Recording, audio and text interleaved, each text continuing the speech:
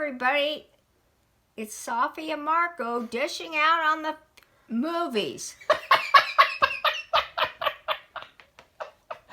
And we're talking about tonight, we just got through watching the mid-season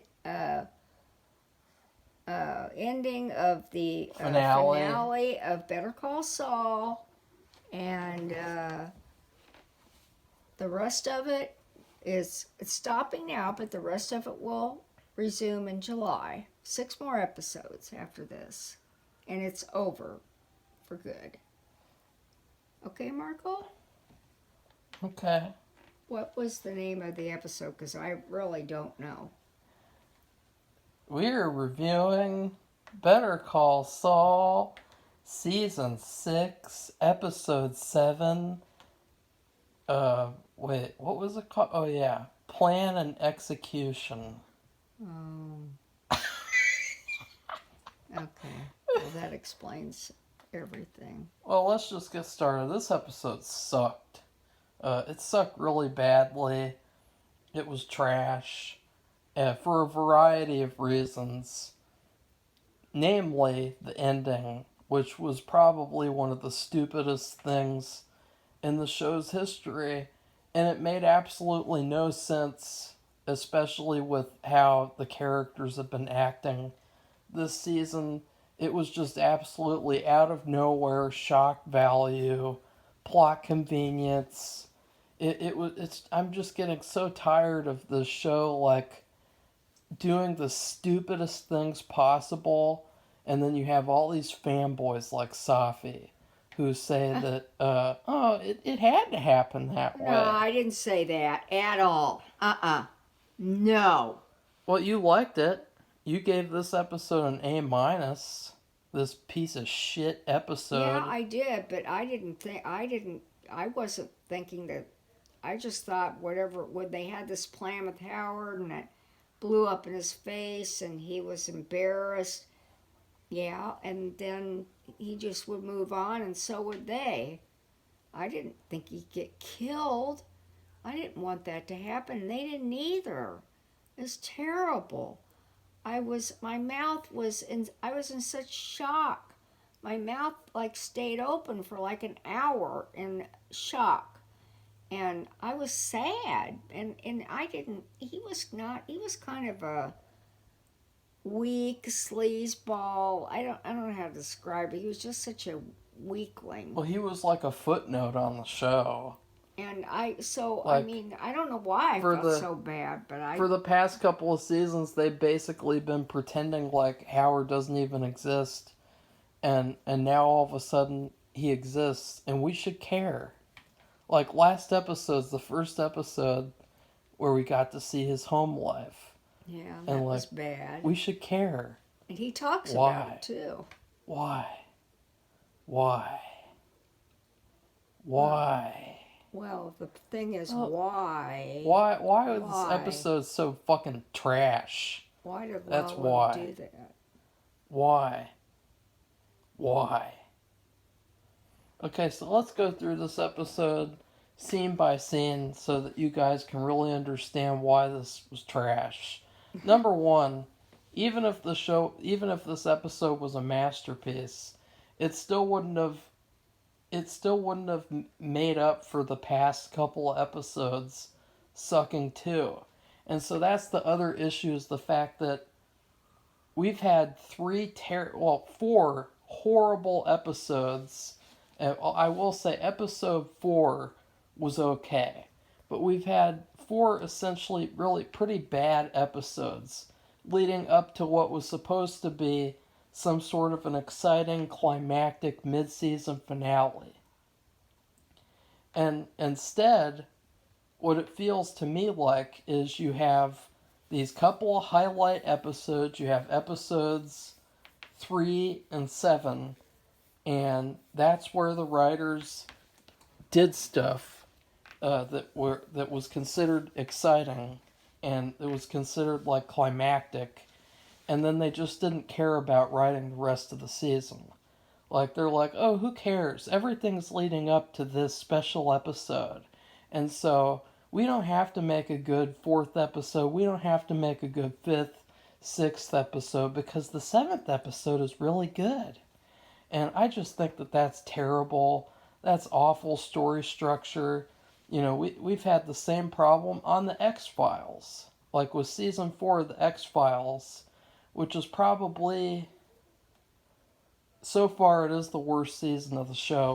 We still need to see seasons 9, 10, and 11. But so far, season 4 is the worst one.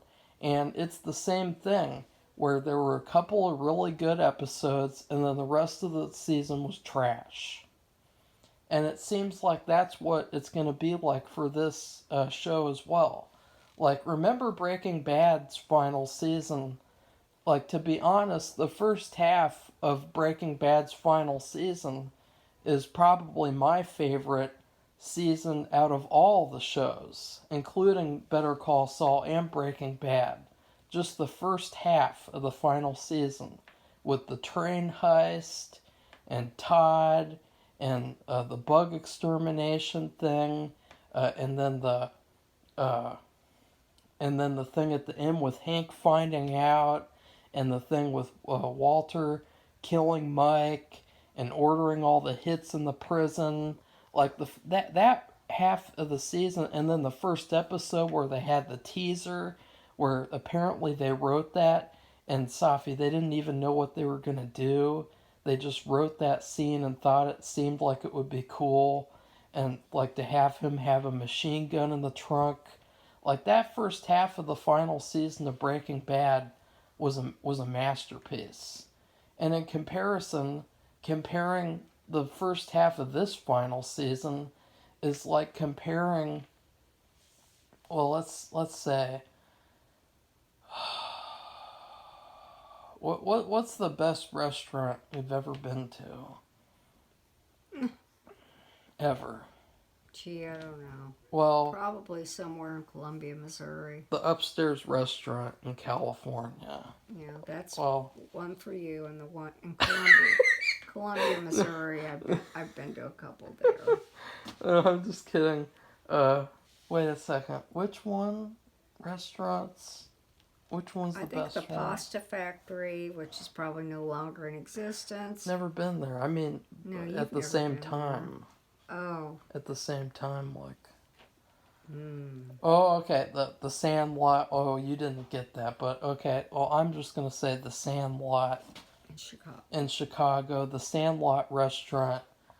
That is the Breaking Bad first half season, and this first half of Better Call Saul is Burger King. it's that's what it is. It's the Impossible Burger at Burger King. Oh, That's what it God. is. Oh, And oh, God. I'd never eat that again. I wouldn't ever have touched it. Oh.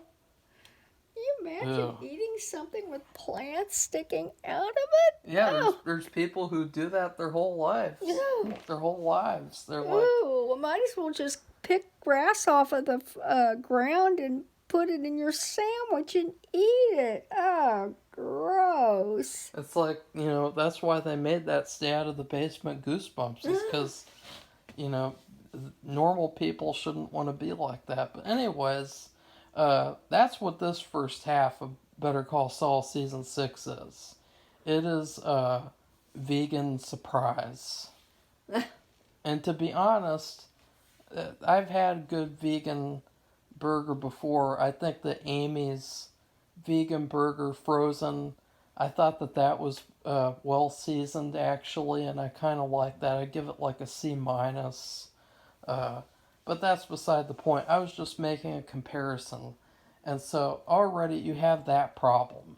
Is the fact that all these people, I hope not, but all these people, it seems like, are going to forgive everything, all the terribleness that has been the past couple episodes, just because this one had some climactic moments that made them go, oh wow, stuff can happen in a TV show.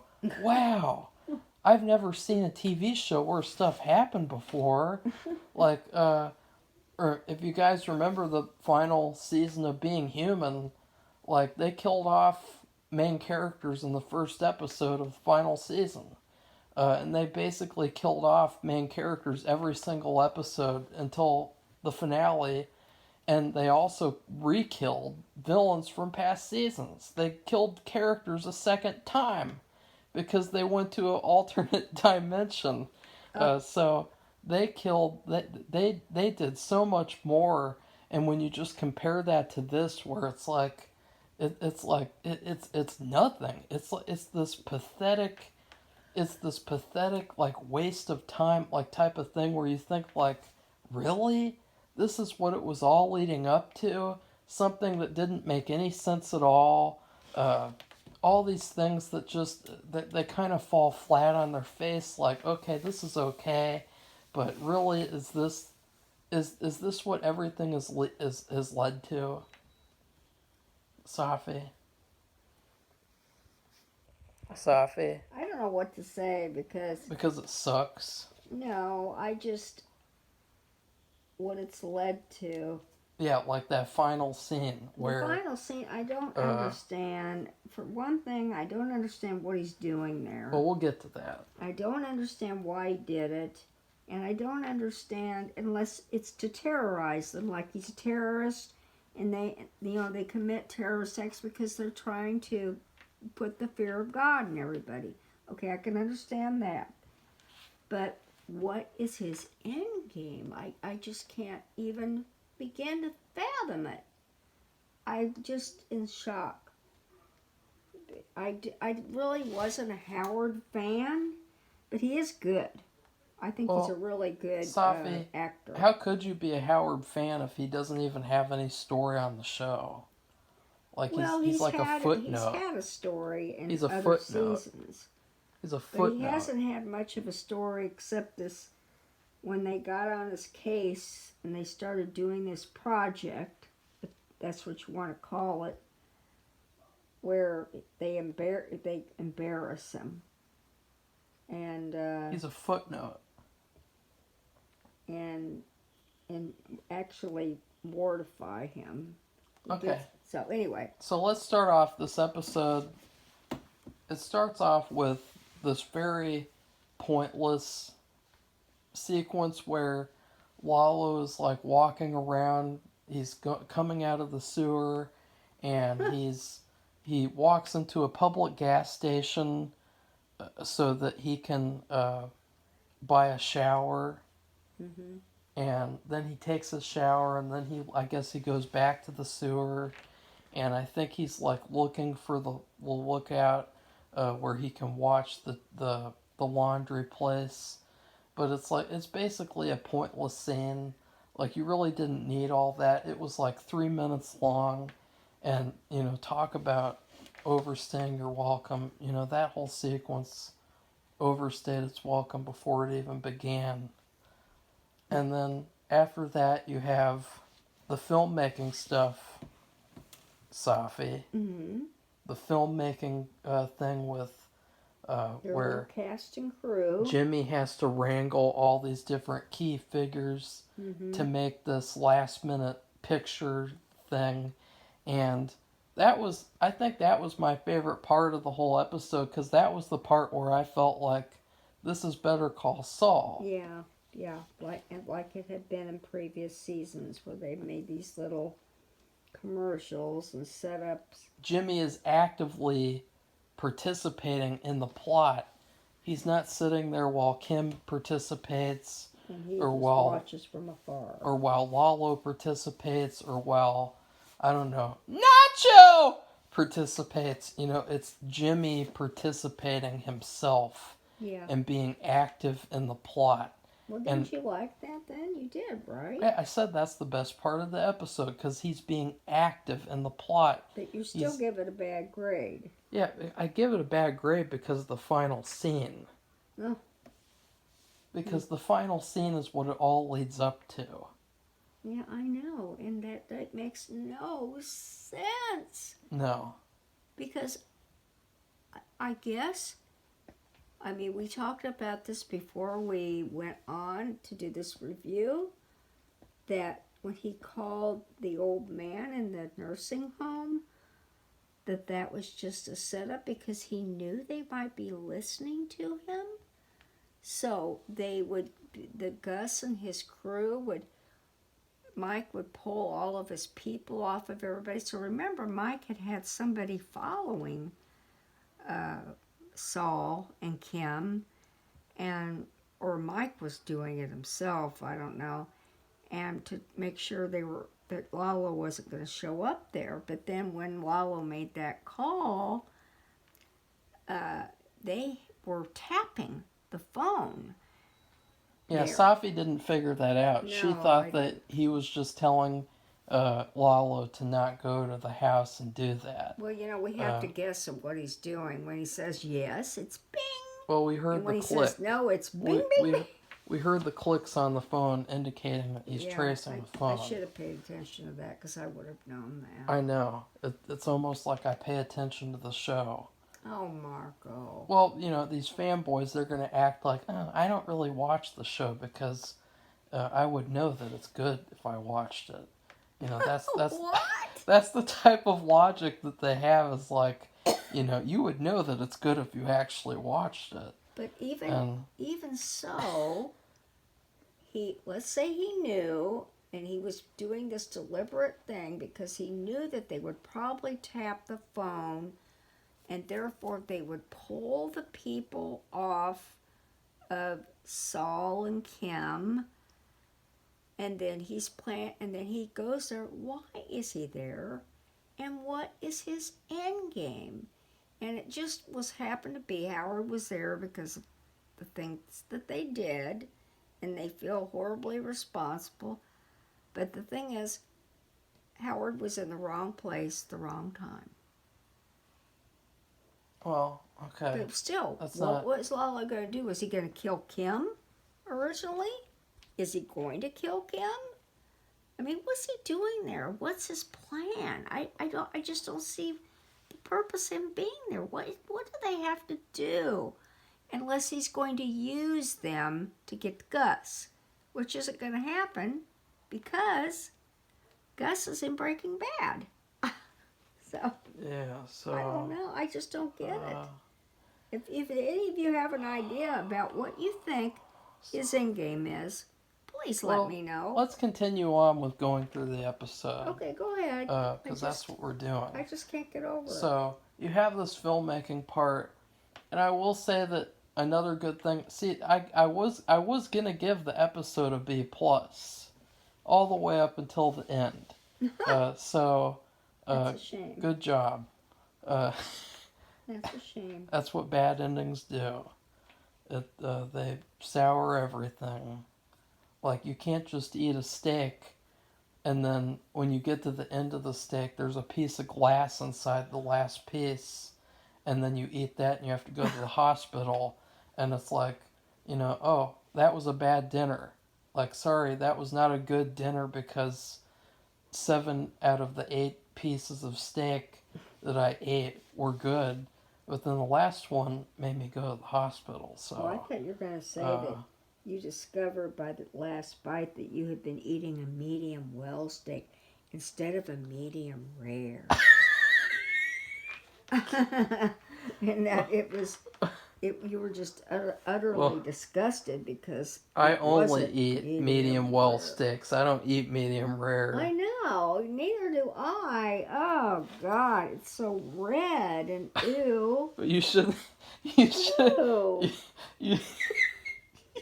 shouldn't be giving more ammo to the fanboys to say, oh, see, these are the types of people who don't like Better Call Saul Season 6 medium well eaters. Because that's what they're going to say. They're going to say, look, they eat medium well steaks and not medium rare. The only temperature that should be accepted. So you have the filmmaking part, and finally what I was going to say a million years ago was that the music in the episode was really good. I felt like this has been some of the best music throughout the whole series. I really felt like the music person tried. Like, he tried to make good music that would fit, and it really helped. Like, all these sequences, it helped elevate them. So it was just sad that the sequences sucked. Uh, there were some elements, though, in the episode that I didn't like, but still I enjoyed the episode. So I was willing to forgive, and then you had the end of the episode. And so then we get to the Howard scheme, the D-Day scheme, Safi, Yeah, which even that I I had don't no even. idea what that was going to be. Oh, I don't even know. I don't even want to say on camera what that was code for, uh, with Kim and Jimmy, and so they have their little D-Day celebration, and they're scheming Howard, and so it's basically this extended sequence where Howard is made to look insane, and they switched out the pictures. And twist, the private investigator was actually a con man that worked for Jimmy. Oh, wow. But what was really stupid about that was it was also using the same twist where you have these private people following them, and then it's like, oh, wait, they're actually a good guy. Like in that episode 4 where we discovered that Mike was having people follow Kim and Jimmy. Right. You know, it was basically the same twist. There's people that follow him, follow them, and then, oh, wait, they don't actually have to worry because they're good. They're good guys. Mm-hmm.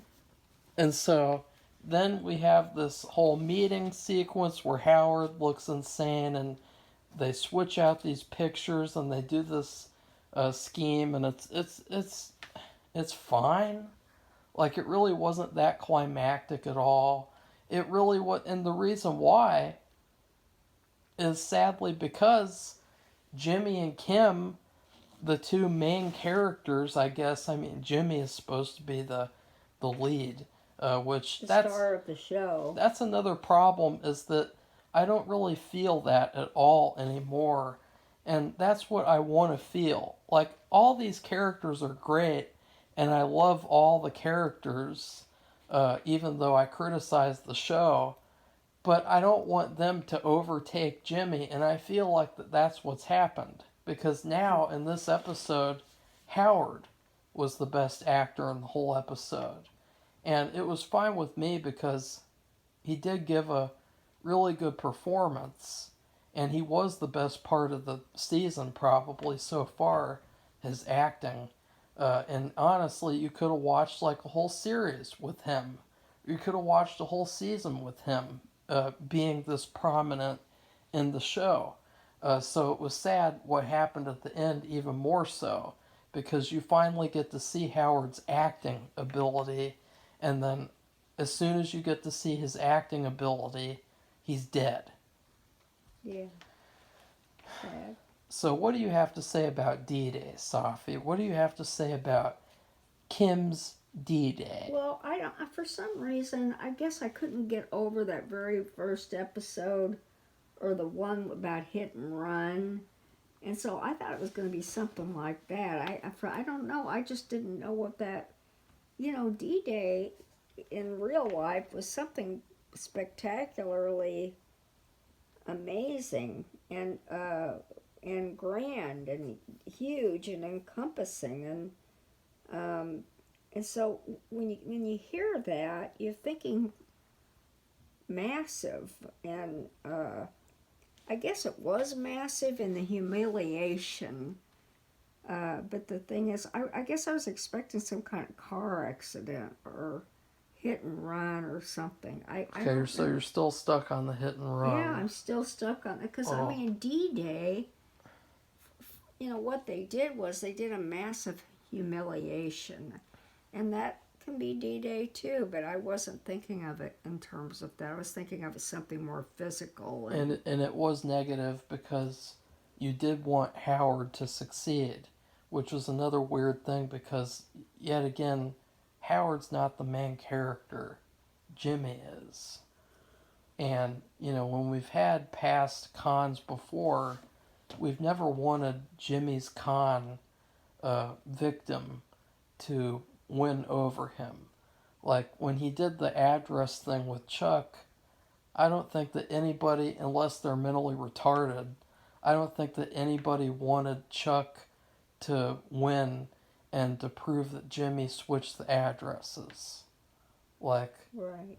I think that that would be like one of the stupidest things you could ever say.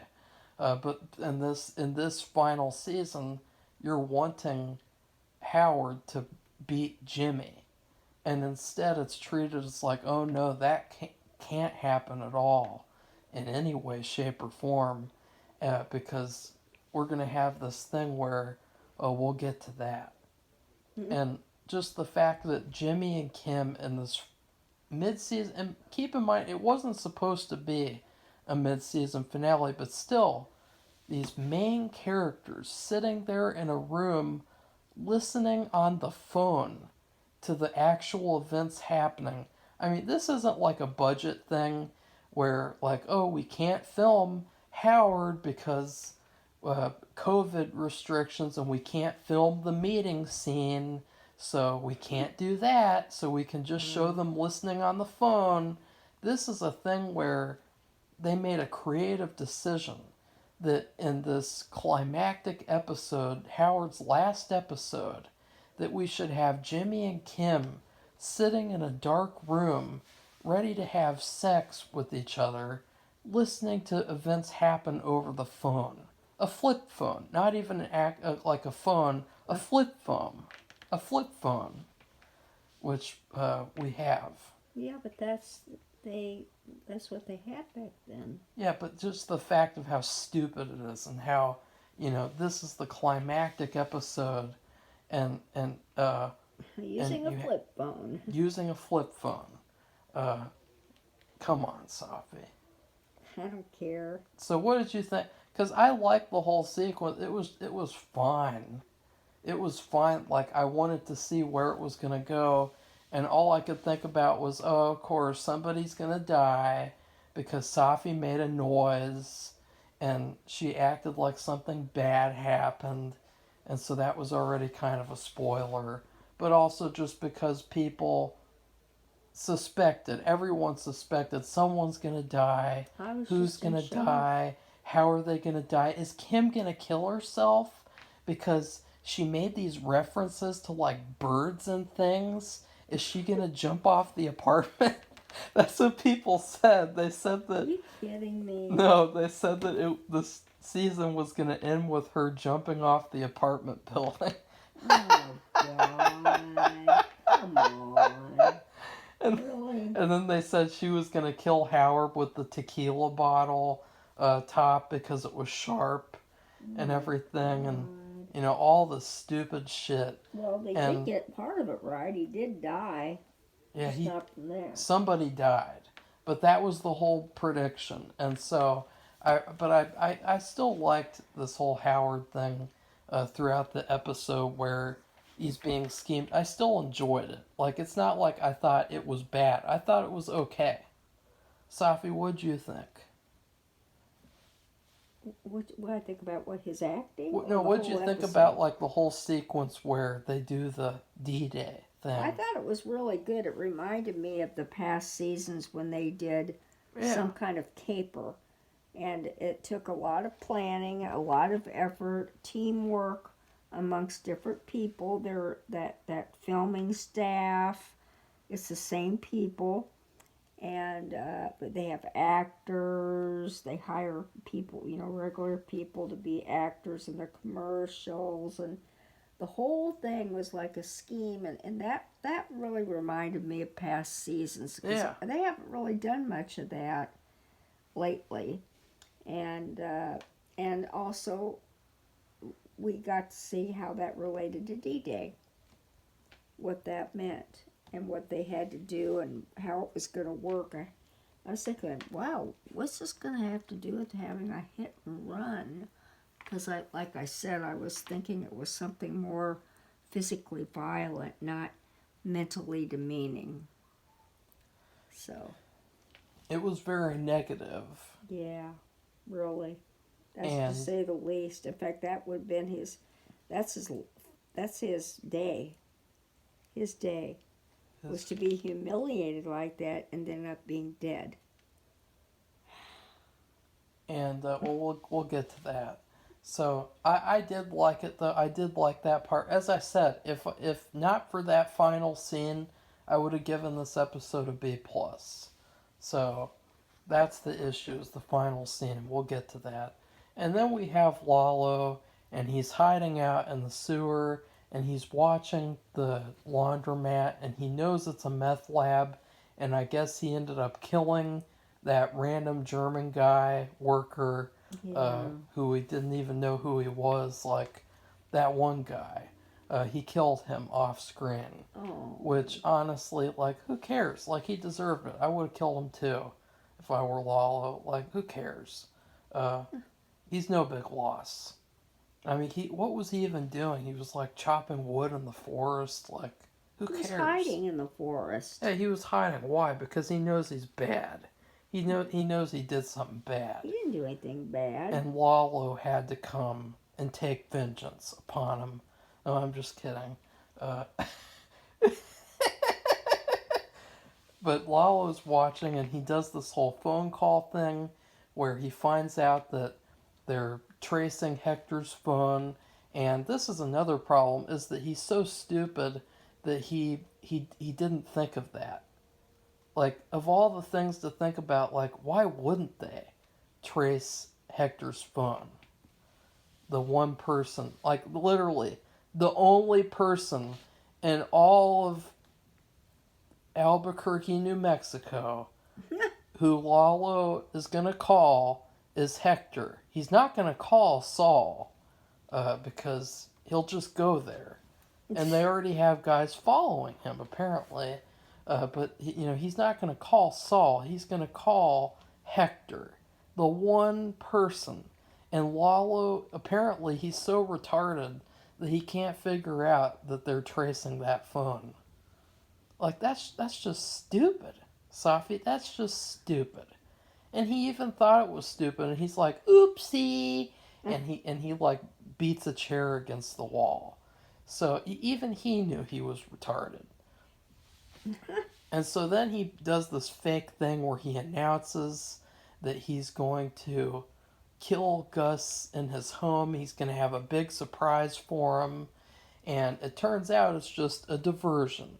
And what we thought, probably what I thought, was that, oh, he's going to use this as an opportunity to go into the meth lab. Yeah. Because it's right there. It's right there in front of him. All the guys are gone from the meth lab now. Why wouldn't you go in there? Oh, because we have to do plot shock, plot convenience. That's what it is. That's what it is, Safi. It's like, you know what it's like? It's another similarity to that piece of shit final season of Hell on Wheels.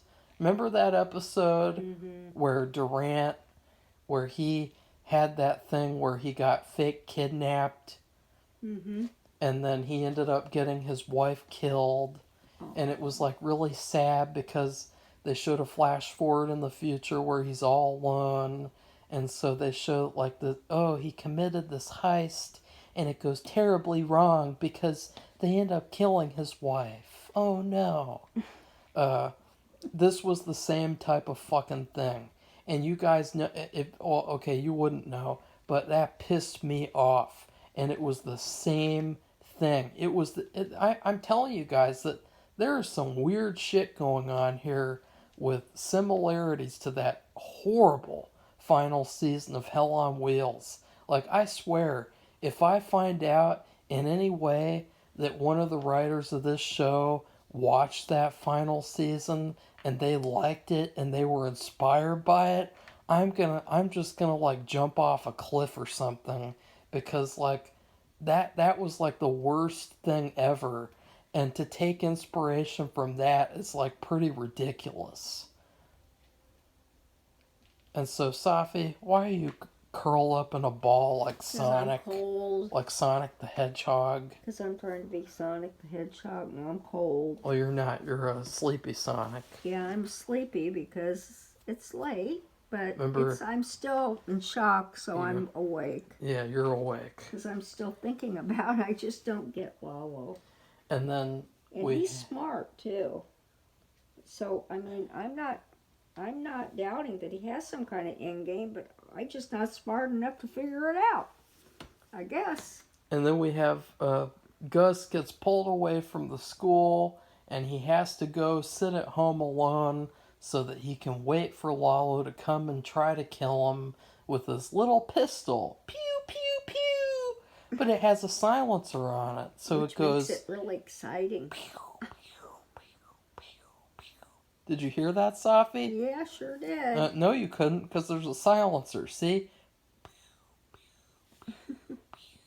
I got you. Okay, I'm tired, so let's wrap it up. See, you can't hear me. I have a silencer. These aren't they banned? I don't know. I really, I don't even want to talk about that. There's some things that are banned and some things that aren't. Well, you know what they should. You know what else they should ban this season. Okay, well, let's wrap it up. So then we get to the final scene where Jimmy and Kim, they had sex because they're celebrating. They have this little thing where they get really aroused when they con people. And, wow, that's really, wow. Better Call Saul, Season 6. More like Better Call Saul, Season 6. That's what it really is at this point. Like, they're just doing this random plan. And so Howard comes, and he wants to celebrate the quote-unquote victory with that tequila bottle. And I thought, oh, okay, like, I can't wait to see what happens here. Because, as I said, I was going to give the episode a B+. And then it starts to unfold where Howard just says some of the stupidest things ever. Mm-hmm. Like, he says that Jimmy was just born evil. And that Kim is like the golden child. And she fell in with Jimmy. And it's like, what is this? Like, do the writers still think this? Like, are the writers still in season 4 mode where they think that they have this, like, alternate history where Jimmy is a bad guy and Kim is, like, the golden child who Jimmy corrupted and, he mind screwed her? What's going on here? And he makes this whole speech and, he does do a really good job acting. And then he says that the whole reason that they conned him in the first place was they did it for fun. Yeah. They did it for fun. Oh, who would have ever thought of that? Oh, I think they did it because the writers wanted them to do it. That's what I think happened. And so then, I will say, I really liked the shot where Lalo shows up and they did this blurry thing where they made his face blurry. And I thought it was really cool because it was a very stylish shot the way that it was shot. But it really wasn't that surprising because it was so retarded I couldn't comprehend it. Like, Mike,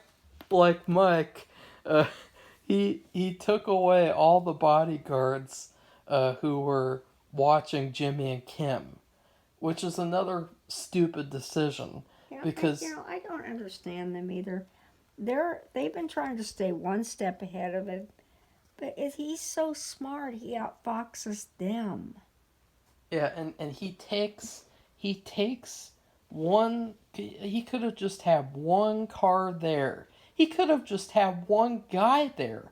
He could have had 2 guys there to watch Jimmy. Because then guess what would have happened? They would have notified Mike, and then all those people would have been on their way there to kill him. But instead, Mike did the plot convenience thing, and he took all the guys away so that they could come protect Gus in his decoy house. And so then after that, Lalo's there, and he says he wants to talk to his lawyers, and then he takes out a pistol and he shoots Howard for no reason. And so he basically just did the stupidest, like, it might be the stupidest thing in Better Call Saul history. It might be stupider than Nacho and the whole Nacho story. Uh-oh, it looks like Safi went to sleep. Yep, she did. I did what? You went to sleep. Uh, And so he kills him for no reason whatsoever. No reason. Yeah, I don't understand. I don't understand the end game. And what are they going to do with the body? How's that going to work out? He doesn't find out, like, who he is. He doesn't, because all he had to do was just stand there and wait. And just stand there and wait like 5 minutes for them all to explain to him, that's Howard Hamlin. He's a very famous lawyer. And it probably wouldn't be a good idea to kill him. And so he could have roped Howard in with them and could have forced Howard to, work with them too. But instead, he just randomly kills him.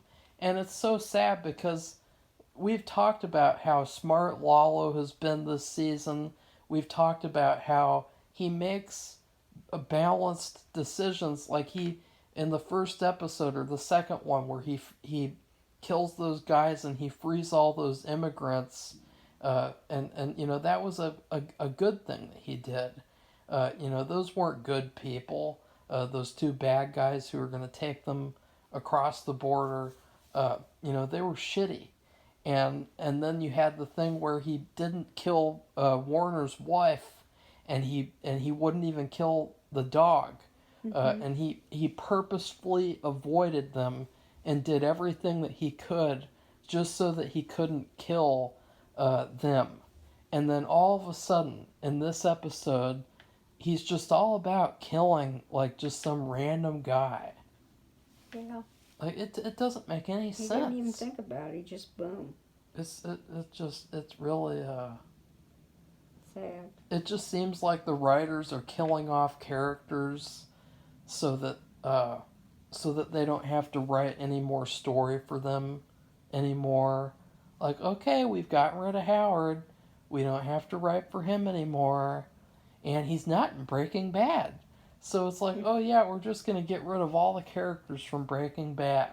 We just have this little checklist where the characters from Breaking Bad all die or disappear, and then the show ends. Wow.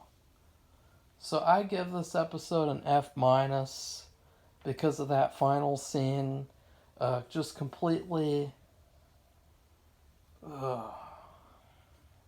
Safi?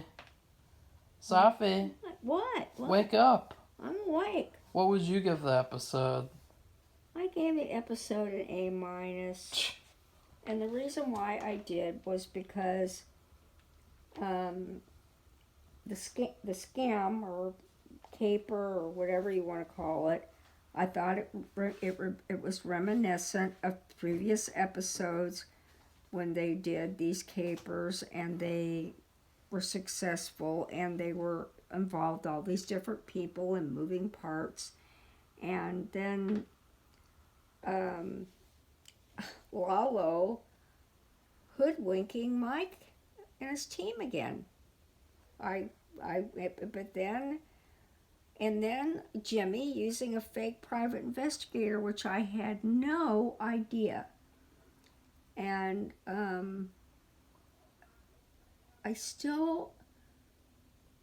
Lalo if he really did hoodwink them and he knew they would listen into the conversation, but I don't think, why would he get so mad if he knew they were listening? Oh, he didn't know at first. That's why I was saying he was stupid. Is because, remember, he made the first call, and then he hung up, and then he beat the chair against the wall, Right. And then he called again to make the diversion. And that's another thing I forgot about was that Lalo made this like home video that he was going to show to the Don, and it's funny because it looked like like an iPhone video. It looked like a pretty good video. It didn't really look that bad. And it's funny because in the same episode, they had this whole lecture from the film director, whatever he's supposed to be, the cinematographer, I don't know what he is, Mm-hmm. the camera guy with glasses. He did this whole lecture where he talked about how it was a real issue back then, how filmmakers, they couldn't get good cameras. They had to use shitty cameras because all the good cameras cost hundreds of thousands of dollars to use. And so the only way they could use it is to like try and rent it for however long they needed it. Mm-hmm. So that was a real problem back then. And then you have Lalo, and he's filming like an iPhone professional video. Like there was barely anything wrong with the video. Like the audio was just, I guess it was like half volume. The picture was just kind of dark, but it wasn't that bad at all. That was funny too. That whole contradiction. I also gave it an A minus because of the final scene. Because I think that this is going to is the first big step in their determination of Kim leaving, or I don't know what's going to happen. I hope she's not going to get killed because that's very unpleasant. And then him, them not being together anymore. I'll put it that way. But the only problem I have, and well, it's a big problem, is I don't understand. Lalo's really smart. Okay, we've determined that, and Not anymore. he just shows it again. But then I just there's just so many things from killing Howard that are a dumpster fire. For one thing, what are they going to do with the body? Are they going to report it? And what are they going to say? And then, what about Lalo? What's he doing? Why is he? What is he doing? What's his end game? Why did he do that? I mean, he doesn't seem very impulsive. He seems very calculating, and this wasn't a calculated thing because he didn't know Howard would be there, and we didn't know, and Howard didn't know he was going to be there. So that's another thing. So it's just the whole. It's the aftermath. I guess I'm thinking of. It's not going to be in this episode, of course, but the aftermath is going to be. I can't even imagine what they're going to do, and I don't know what Lalo is thinking. What's he going to do? How is this? In fact, his well, what he wants to do is take down Gus, right? How is this going to take down Gus? Killing Howard. That's what I don't get. I mean, no, it's not just that. To me, it's some kind of intention of using Kim and Jimmy to get to Gus, but I don't get it. He doesn't really have anything to do with them. So I don't. But remember, in Breaking Bad, He does. Jimmy is really close to Gus. Yeah, I know. So I guess in the next half, that's what's gonna. I don't care. That's what I say. Like That's what I can't even imagine. So, although it was very emotional and shocking. it was terrible. I was devastated, and it's not like I really liked Howard that much, but he just was in the wrong place at the wrong time, and he didn't deserve it. Well, we liked his acting. Yeah, well, And he's a good especially actor. the three best things about this episode were the music was really good, the acting from Howard was really good, and then the whole thing at the beginning, and then the scheme with Jimmy and Howard and scheming against him and doing the photography thing. Those three things were the best part of this episode. Other than that, not good. Especially the ending. especially the All ending. right, well, we have to agree to disagree. But anyway, like I said, I gave the episode an A minus, and you gave it an F. I gave it an F minus because I F said minus. I give if we weren't counting the last scene, I give it a B plus. Oh. But because of the final scene, I give it an F minus. So. Well, it's a very ugly end. That's all I have to say. And that's sad. And but it's also, what would you call it? It's a dumpster fire, and it's also head scratching. An A minus head scratching dumpster fire. Well, it's not that it's a dumpster fire today. It's dumpster fire in the aftermath. Because I just don't see it. I don't see the purpose. I don't see, and also, Lalo's really smart. So he has, I don't know, and why is he there? And what is he going to do with them? What does he think they're going to do for him to get Gus? They right now they don't have any. I mean, especially Kim. They have Gus doesn't even know who she is. What? How? I just don't see what the end game is the dumpster fire. Okay? And it's like you can see it in the distance. There's the dumpster fire. Look it over there. It's getting really big and orange. So anyway. So that's it, everybody. And if you liked what we said, press the like button. And if you want to be one of our subscribers, we welcome you with open arms for your commentary. And did you see the interviews at the end of the show? I saw a little bit of it, but I couldn't watch the rest due to some other things I had to do. So if you have anything, if they talked about the ending in terms of what's happening next, if they gave any clue or anything, you're welcome to share it with us because neither Marco's not going to watch it, and I might. didn't see it. I don't know if you're going to be able to see it. That's the thing. And also the announcements they made, which I could barely catch because it was so tiny printed, and also because it went by in a flash. They're making an animated series with Saul, and then there was something else. They were doing some other kind of live action series, but I didn't catch it. So it went by too fast and was too small, and I was starting to get blurry eyed. So, okay, everybody. goodbye. Bye.